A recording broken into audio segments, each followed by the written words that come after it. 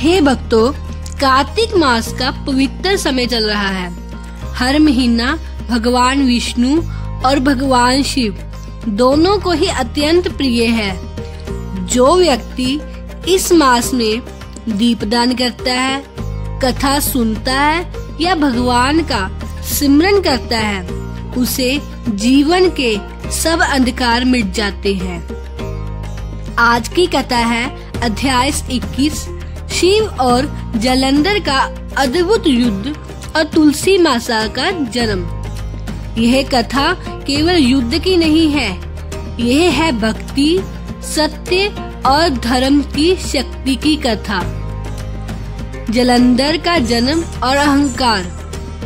बहुत समय पहले जब समुद्र मंथन हुआ था, तब भगवान शिव के तीसरे नेत्र से एक ज्वाला निकली थी।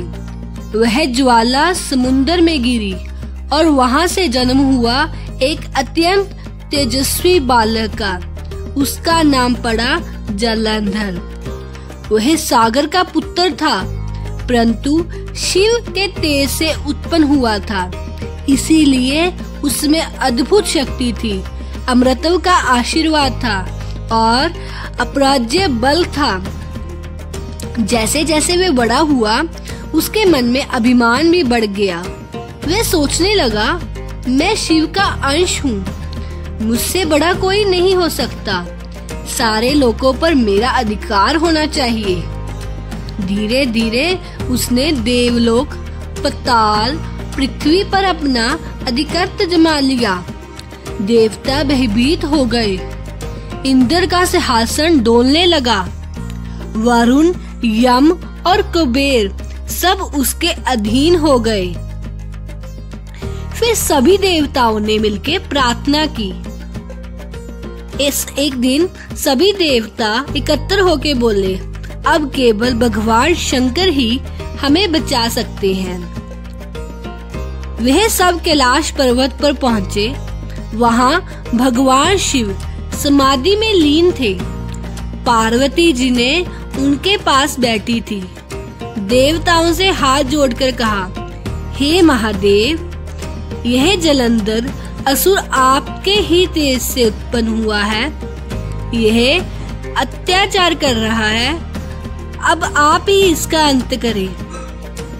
भगवान शिव ने शांत स्वर में कहा, देवताओं, कोई भी जीव जब अभिमान में अंधा हो जाता है तो वह अपना ही विनाश का कारण बनता है, परंतु जालंधर का वध तभी होगा जब उसकी शक्ति का आधार टूटेगा।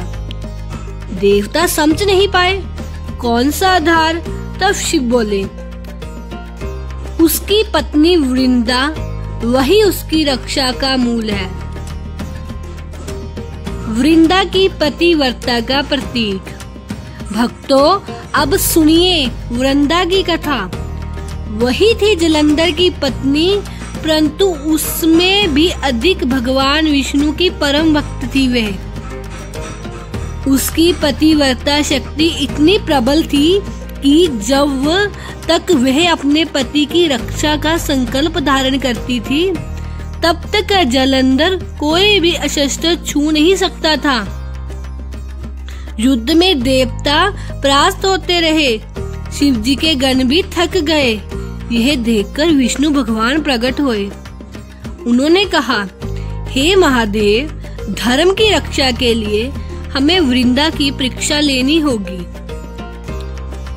वृंदा की परीक्षा लेने के लिए विष्णु भगवान जी ने जालंधर का रूप धारण किया और वृंदा के सामने पहुंचे।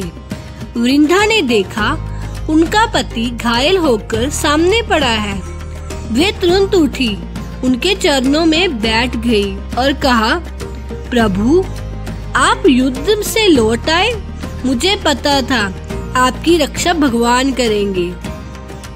परंतु जैसे ही उसने ध्यान लगाया, उसे अपने योग नेत्र से सत्य दिखाई दिया। यह तो मेरा पति नहीं है, ये स्वयं भगवान विष्णु है।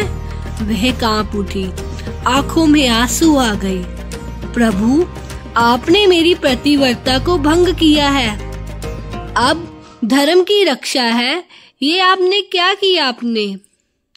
भगवान विष्णु ने करुणा से कहा, देवी, यह सब धर्म की रक्षा के लिए आवश्यक था।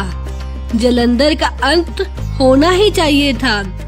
वृंदा बोली, मैं आपको श्राप देती हूँ, आप भी एक दिन अपनी पत्नी के वियोग का दुख भागोगे। इसी श्राप के परिणाम आगे श्री राम के रूप में सीता वियोग का प्रकट हुआ था।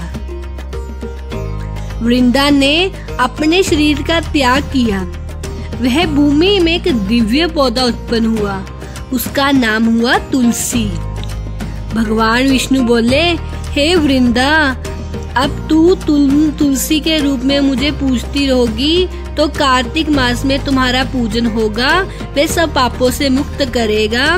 जो तुम्हारी शक्ति से, श्रद्धा से तुम्हारा दीपक जलाएगा, वह इस दुनिया से मुक्त हो जाएगा। वो सीधा ही विष्णु लोक को पधारेगा। शिव जलंधर युद्ध।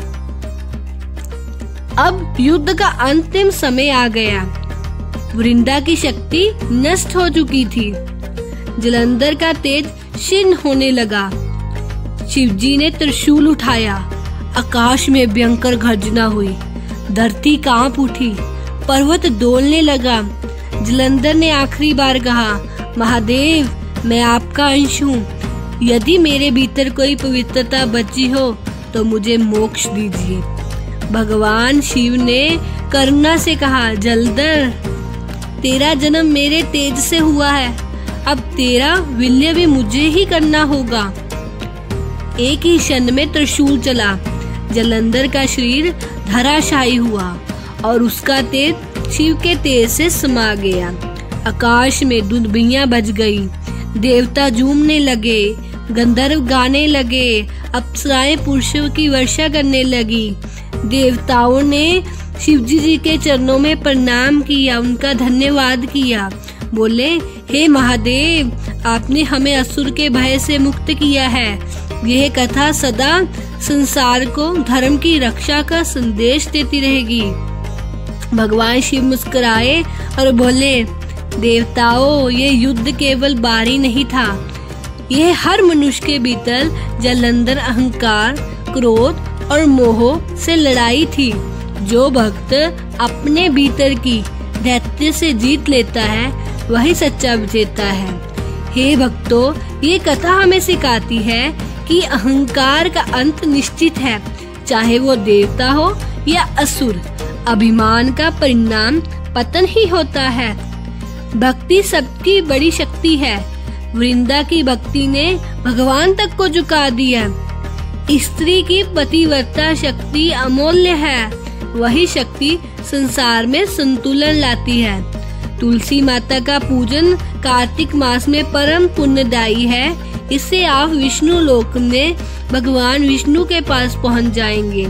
शिव और पुराण दोनों में ही परम तत्व है।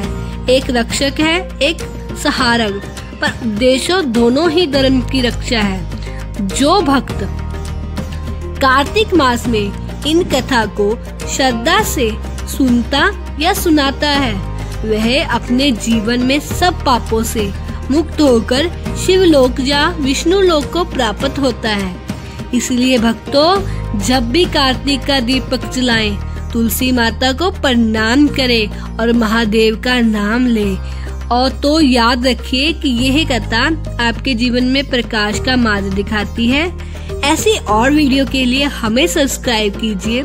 अपने प्रियजनों को ये वीडियो जरूर भेजें और कमेंट बॉक्स में जय श्री राधे, जय माँ तुलसी और हर हर महादेव लिखना मत भूलें। धन्यवाद।